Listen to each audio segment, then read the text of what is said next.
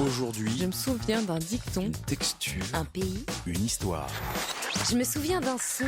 d'un mot. D'une image. les 5 sens. Je me souviens du Groenland.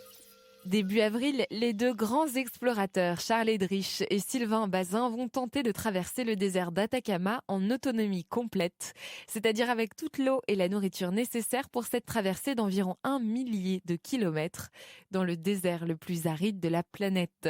Accompagnés par le guide de haute montagne Bernard Muller, les participants effectueront notamment l'ascension du volcan Licancabour. Ce matin, c'est justement leur guide Bernard Muller qui nous emmène au Groenland.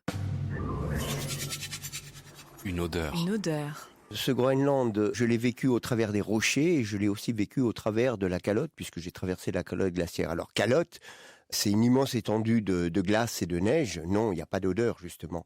Il n'y a pas d'odeur et vous êtes dans une ambiance toute blanche. Par contre, oui, les falaises que j'ai gravies dans le sud du Groenland, là, vous avez l'odeur du rocher, l'odeur de la terre. Et ça, c'est très marquant, là. Une coutume. Une coutume. Lorsque nous avons traversé ce Groenland, nous sommes arrivés dans un petit village de pêcheurs. Et là, c'est vrai que vous vous trouvez confronté à une civilisation.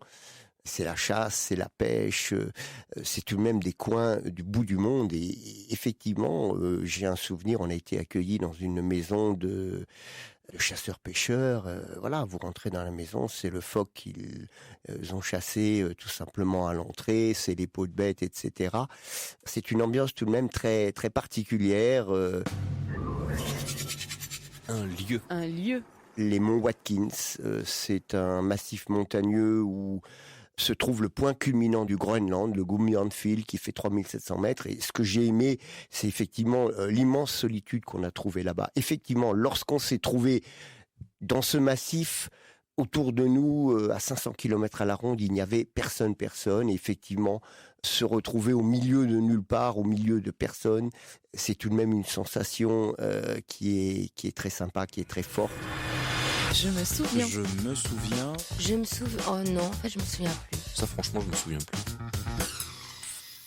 Retrouvez Je me souviens en podcast sur novaplanète.com.